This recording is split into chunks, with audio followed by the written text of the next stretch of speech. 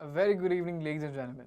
This is Sohan. And this is 𝐴𝐴, and we welcome you to the Smart Power Talks 2020, hosted by the Smart Society USA. Brought to you by IEM, UEM, International Innovale Club of IEM Kolkata, Rotary International Club of Silicon Valley, IEM Toastmaster, and Business Upside. These power talks are for the youth to gather knowledge and getting inspired from the power talkers that we have today. Our speakers, our honorable speakers of today, will be delivering amazing speeches on their life and the stories of their successes. I hope that all our audiences will enjoy these power talks and gather some inspiration and knowledge from these. Today with us we have Mr. Krishna Kumar. He is the co-founder and CEO of Green Paper Digital. He is an expert in extracting insights from experiences and developing a new direction. He is also the author of the book Genes and Memes. So let's connect with Mr. Krishna Kumar. Hello everyone. Today I want to share with you some ideas and some insights which I learned during my entrepreneurial journey. And as you know, being a first generation entrepreneur, it's not easy to see things as they are because we are more excited by the idea of becoming an entrepreneur than by the idea of what it really is. So this took a long time for me to, settle in my mind to understand what entrepreneurship is. I think those are the years which I would find as my, like what you call the shaping up years, the years which really shape your worldviews, the years which really shape you as an individual. In psychology, we call it as like character formation. Like a character formation is happening when a child really goes through different experiences and he grows like an adult and becomes a fully shaped individual. So most of our childhood is like sometimes not baked well, right? So it's half baked, sometimes not properly baked. The reason why it takes so many years for it to understand what really matters to you, what you really are. So I would say entrepreneurship as the most important or probably even the most brutal form of self-discovery, especially for a first generation entrepreneur who's trying to prove himself in the market. So I started my company along with my friends and support from people around me. At the age of 26, I decided to start on my own when I was working with a pretty decent telecom company, working on a pretty decent kind of role. And that's when it strikes me that this is not for me. I want to do more, and I want to do something which can really explore my potential. Which can actually make me feel more than what I'm really is, right? That was a thought at that point in time when I started to think myself as an entrepreneur, which I never ever thought in my life. So if you ask me during my childhood, I never ever thought of becoming an entrepreneur. I wanted to become a filmmaker, I wanted to become a cinematographer, I wanted to become a visualizer, I wanted to become a writer, but I never ever thought to become an entrepreneur. And this was like one of the biggest events in my life where I deciding to take that leap of faith to start the consulting firm with some kind of investment into it and starting it in a market which is entirely not very friendly to such kind of innovative consulting approaches. That's Kochi in Kerala. And looking back, I think I learned so many important lessons which I want to share with you like in the form of some insights which I hope you would enjoy surely, because these are like all experience-led insights, not just insights for the sake of insights. So I'm going to share with you some insights which I really gathered, I would say painstakingly, with a lot of effort, with a lot of mistakes, I would say. So that's the story I want to share with you. So I would say failures are like a must for everyone's life, because failure really exposes ourselves to ourselves, right? So it's like success is a very lousy teacher. Like Bill Gates says, like success is a lousy teacher. Success would make you even feel that you're a smart guy. Success would make you feel that you are like lucky. Success would make you feel like you did the right thing and the right time and with the right people. But failure will give you deeper insights. So that's something which I think is very important at this point in time, because when startups are failing at 95 to 98 percentage across the world, it's important that entrepreneurs and people who are looking at to join such kind of ventures, what they should know about failure. And it's important that we need to understand what failure is, and defining failure is very important, because many of the fellow entrepreneurs whom I have kind of had the chance to work with sometimes take failures very personally, and that is absolutely not good for the soul, not good for what they're going to do next, not good for their families, not good for anyone around them. So I think it's important to separate failures from our lives, but at the same time not to ignore the failures, because there are a lot of deeply embedded insights in every failure. Because if you're failing, there are so many things which actually didn't work for you. Probably just one thing which didn't work for you, but we should know, analyze, rationally look at failure and then learn from that. So when I was talking about my series of entrepreneurial failures, even within the consulting firm, when I tried to set up new stuff, like one of my friends advised me that, and I still remember that, it's so beautiful, like how he wanted to tell me this idea, that he said, you're trying to play too many tournaments, and you should select the tournaments you are sure you would win. At least you feel that there is more probability for you to win, and don't select a tournament with only 10% probability for you to win. This actually really struck me for the reason that he was so sincerely telling me that you are playing too much games, trying to win all the game, and meanwhile, losing out the entire picture. This is so important as an advice for me. The reason was, like, I always felt that I can do more. I sometimes overestimate myself. So he even told me that it's important that the self-belief which you have in you is really good, but at the same time you should also estimate the time which you have with you. So that's important. Many people feel that you have a lot of time with you, right? That's the biggest learning which I had in my life. Like, we don't have much time. Life is too short, actually, but actually too long to fool you that it is long, right? So it's like both ways. It's too short, but it will fool you to make you feel that it is long.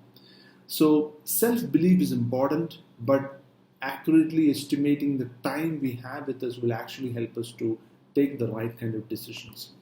I would say that one of the most important things in business is not about the intelligence or talent or skill, or for that matter the acumen. It's all about judgment and decision making. The reason I took so many years to understand this basic lesson was, like, I was so excited about the idea of entrepreneurship. I was so excited about the way in which I was celebrated as an entrepreneur. We were doing really good work in the consulting business, and I really thought that that is reflecting on my entrepreneurial skill. But that is not real. That's not real, right? If you're a good consultant, you're a good consultant. You're not a good entrepreneur.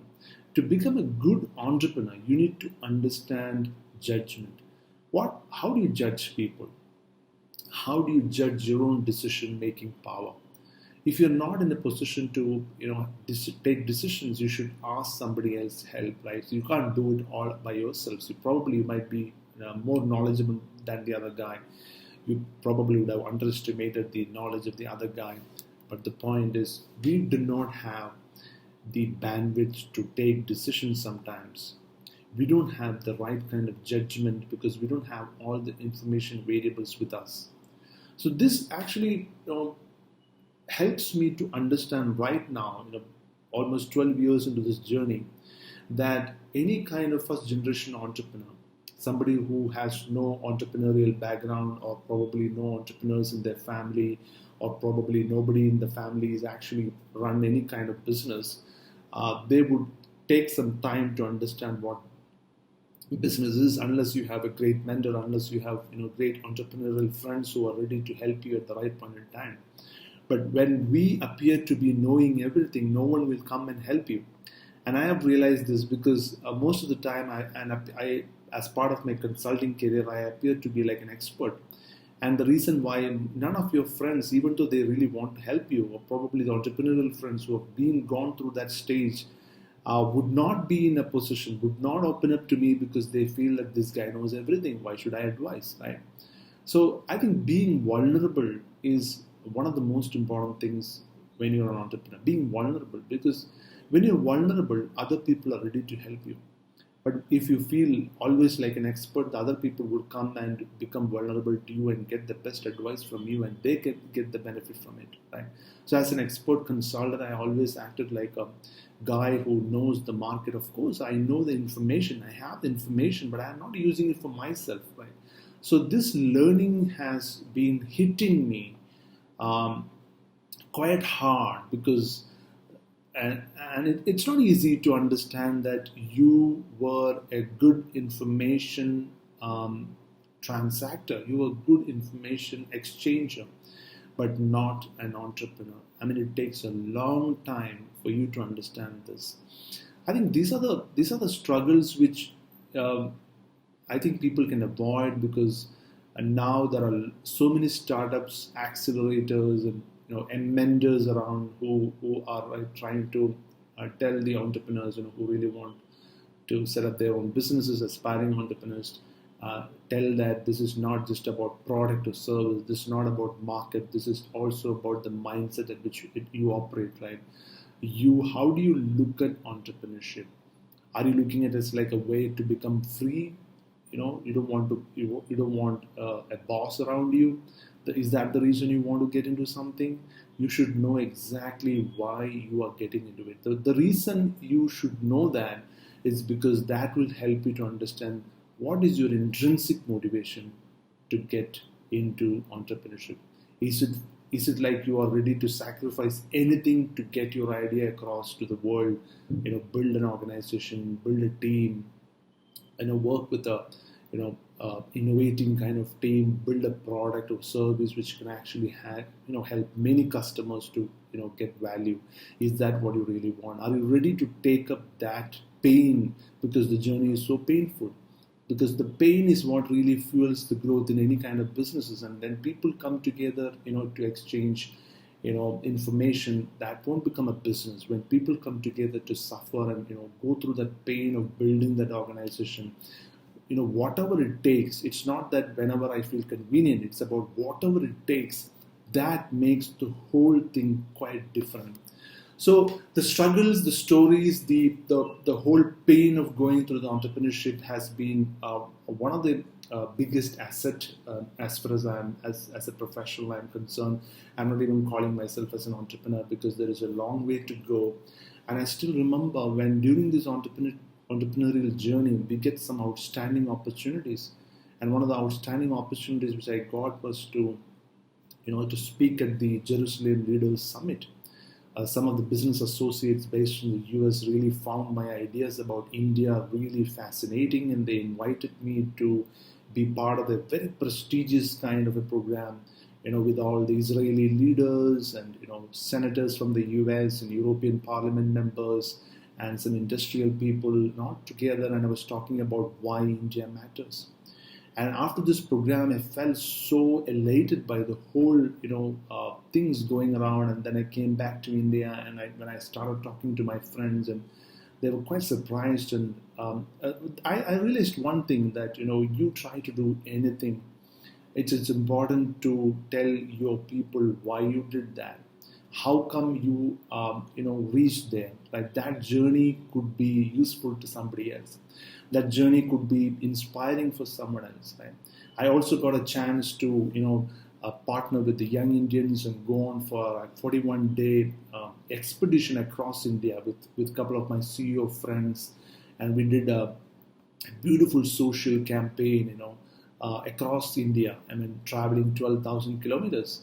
It was called, Sound Horn Not Okay, and we went across India by traveling in a jeep, and it was such a great experience being welcomed by around different young Indian chapters across India, and being part of that. And these are some extraordinary things. And of course, in last year, I had the opportunity to write a book with all my experiences, all my philosophies, all my insights which I got from my difficult journey on entrepreneurship. It's all about self-discovery, and entrepreneurship is all about self-discovery, and that is worth paying for, because if you pay for that kind of self-discovery, you will arrive at a level where you are kind of not angry with yourself, you're not ashamed about what you do, you're not feeling guilty about it.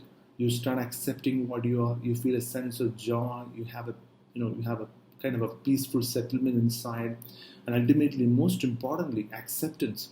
Because the moment you feel that you have not made it enough, the moment you feel that you have not made it big enough, like how you thought, the moment you feel that you failed many times, and the moment you start comparing yourself with other entrepreneurs, it's going to be very difficult inside you, because that's a very difficult thing which is going to happen inside you.